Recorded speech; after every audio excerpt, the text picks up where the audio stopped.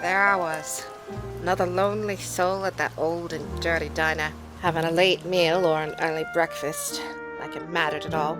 Coffee was cold and bitter, just like my ex-wife, while toast was crumbling worse than my bank account, and bacon was past its expiration date, same as my dreams. My innards complained that cheap omelette was another bad decision I'd made in my life. Adding refried beans was an even worse one. I hurried to the bathroom like a rat up a drain pipe. The sorry out of order sign stopped me deader than a fly in the web. Nowhere to run, nowhere to hide. Just suck it up, Buster. Just my life. Looking at the time, it was close to 10 p.m. I had a meeting coming up with some dame whose lover was murdered in cold blood. One should be so lucky living in a city like this. I decided to head back to the office to hear what she had to say, but whatever it was, I would take it anyways. Girls gotta have money for a drink, right? Ain't that the truth? As soon as I saw her, I felt there was something familiar about her. Maybe it was her class, her style, her curves, or the way she carried herself. No, that definitely wasn't it. But then it hit me, like a school bully stealing lunch money. She reminds me of the first woman who ever slapped my face. Now I knew she'd be trouble. This is when I made my first mistake of the night. I said I'd listen. Johnny Rock. He was a singer. He always wanted to be on the hit parade. That night somebody made his wish come true.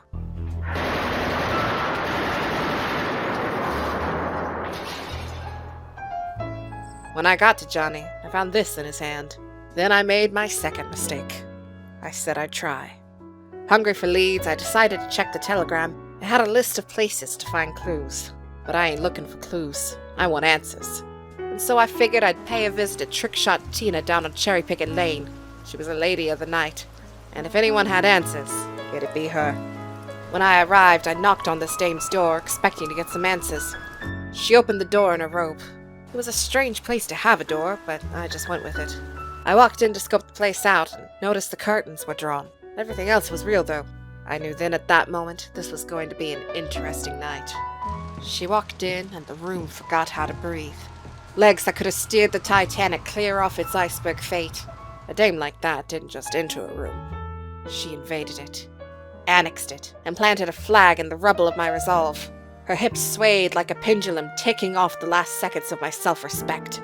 That bosom was a dangerous skyline, and I'd have pawned my badge just to get a tour of the property once the scaffolding hit the floor. One look, and I was ready to trade Sunday sermons for her kind of sin. Her gospel came with a wink, and I was already humming the hymn. Amen. So what brings you to my neck of the woods at this hour, detective? I'm looking for information about a murder, and to find out who shot Johnny Rock. Who? Johnny Rock. No, who shot him? All right, lady, does this who guy have an address? Not who, Johnny Rock. What about him? Who shot him? He did, but why? Is everything all right in here? And who is this? That's who. I am who? Who? Aha! So it's you that killed Johnny. You're coming with me downtown. That's not who, that's who. Sam Who, my landlord. Then if who isn't who, then who shot Johnny? I don't know. Then why did you say you knew who did, funny cakes? Good night, detective. Something definitely smelled fishy, but I was nowhere near the docks. I then decided to pay a couple of old friends a visit at the pool hall that was right down the street from Tina's.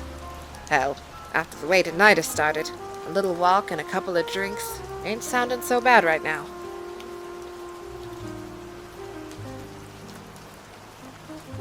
Looking for a good time, detective? Beat it, toots. These streets aren't what they used to be. Some neighborhood, huh? A city that boasts about the American dream, and then the same people wouldn't give you no skin off a grape. It's the kind of life that can leave you shackled up and caged like a dog. Only I ain't no stray dog you can just pick up. I like my neck without a collar, that's for sure. I finally arrived at the pool hall, prepared to get some answers, not realizing I walked into a pool of sharks. Say, bud, this is a private club. If it's so private, how did a meek like myself gain an entry? Take a hike, wise guy. I'm here looking for Mumps. Yeah, well, I ain't looking for you. I'll store you in my cheeks till winter. Take care of him, boys. You fellas are free to go. It's way too late, and I'm way too sober on a cold sheet night like this one. But if yous insist, you're all gonna be picking iron out of your liver.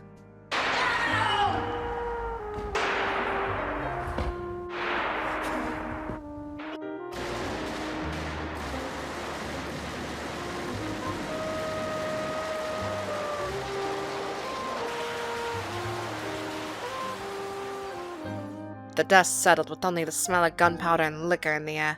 Not the way I wanted this night to turn out, but hey, life's funny like that sometimes. When your head says one thing and your whole life says another, your head always loses. A tough lesson for these boys to learn tonight. Come on out, Mumps. The game is up. All right! Look what you did to my place! What do you want? I told him I wanted the next clue to the safe to crack open this case. No more questions, you hear? Okay, it's over there. Mumps cracked quicker than an egg on a Sunday brunch. But you know what they say, the cheaper the crook, the gaudier the batter. I took a look at the evidence. There was a vase with flowers and other putsy designs. It ain't my taste, that's for sure. But who am I to talk? Especially when drowning in bourbon and my own thoughts. But then again, looking at this thing made me realize even more that the wrong people always have the most money. The night was still young, and I was still no closer to figuring out who killed old Johnny than Freddy Fingers was at winning a spelling bee. Time was wasting and leads growing cold as the breeze in the air. It was time to visit Johnny's stomping grounds to see if I can rustle up any other information. The man had a very little social life. Maybe it was just poor game design that he only frequented 5 places in the big city. Whatever the reasons were, I figured I should head to the casino next. Because even if I didn't have a clue, at least there was a game of cards to change my luck. I hiked it up to the town's casino, a place Johnny frequented many times. Maybe for singing, for the booze, or the broads. It don't matter. A break in the case is what I needed. I decided to take a little peek on the inside and saw Jimmy Staples guarding the door. A real character, this one. What's the password? I showed him my 38. Glad that you'll never leave this place the way you came in. The place looks rambunctious. More alive than your first cold beer after a long summer's day. Lockjaw Lil. Just the tight-lipped dame I need to talk to. But it seems she had other plans in mind. She figured she'd make things tougher for everybody else. That everybody else being me. But I don't care about everybody else. To me, it's cemetery talk. The fact is, these boys had no idea they were already buried. The only thing is, they ain't dead. At least, not yet.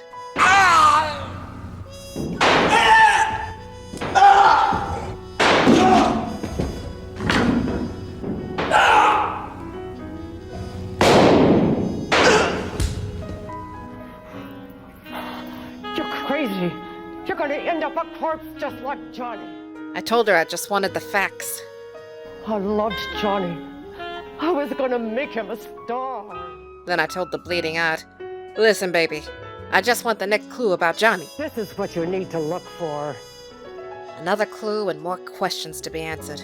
They seemed likely to be a symbol or combination, perhaps to a safe. Me? I was anything but that. It seemed every crook and cranny were out to punch the lights out in this beating heart of mine. Which leads me to one opinion. I was getting close, and someone didn't like me stepping on their toes. Because, well, it hurts. 2 clues now in my possession, with only 2 more joints to hit. We're really in the thick of it now. But as my old man used to tell me, down these mean streets a man must go. But wait. Where the hell am I?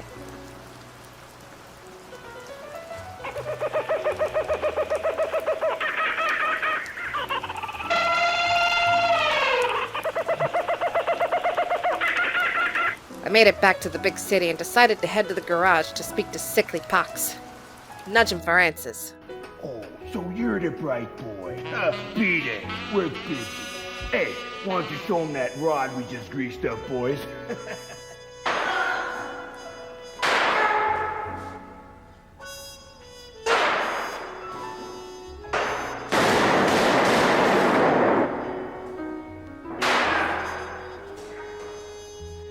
Clearing out his men, my patience was running thin. My feet were tired of hurting.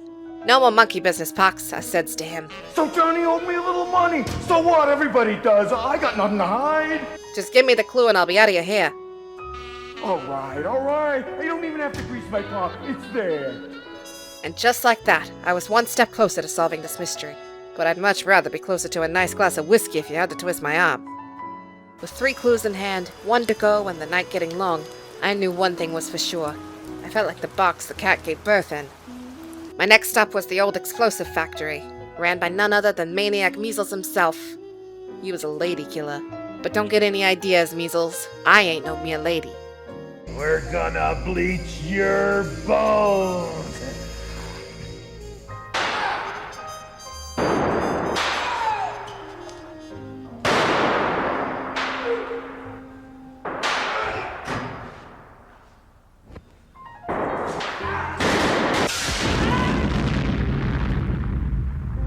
Another day and more bodies stacked up. It hits you like a ton of bricks. One minute you're seeking answers here, turn the other cheek there, and you get hit with a lug wrench. Come on out of there, Measles. All right, copper, arrest me! I run a clean operation, just a little dynamite! I wasn't a cop any more than he ran a clean operation. Me and Johnny, we had a deal, we was gonna be partners! Enough powder. Give me the clue to the safe. Yeah, okay, here it is! With all the clues now in my grasp, it was time to head to Johnny's pad. And let me tell you something, Buster. Sometimes life comes at you like it's a bucket of manure with barbed wire for a handle. Times are tough, sure, but have you ever had someone throw a bomb down the stairs at you? Well, Jimmy the jokester aside, his stand-up at the old Galleria Theater was so bad even I wanted to bring him to the station. As I arrived at Johnny's and took a gander in the safe, I found a clue. A license plate number that I'm all too familiar with. Lockjaw Lil. So she was the one behind Johnny's murder. Can't say I'm surprised. She's always been a two-timer as long as I've known her. I went back down to the casino where I'd last seen her, but this time with the boys in blue, just in case the situation became dicey once again. I'll get you for this. My lawyer will have me sprung in an hour. You'll pay for this. Sweetheart, I've been paying since the day I was born on this god green earth. All I know is after this night, I learned what kind of dish she was. A 60-cent special. Cheap, flashy, and with strictly poison under the gravy. I figured now that the case was wrapped up, it was time to head back to the office, tie up some loose ends, and notify the dame in red that she can rest easy now that Johnny's murderer is in the slammer where she belongs.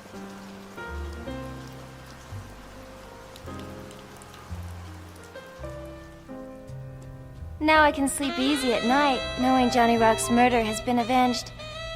But it's so hard to forget.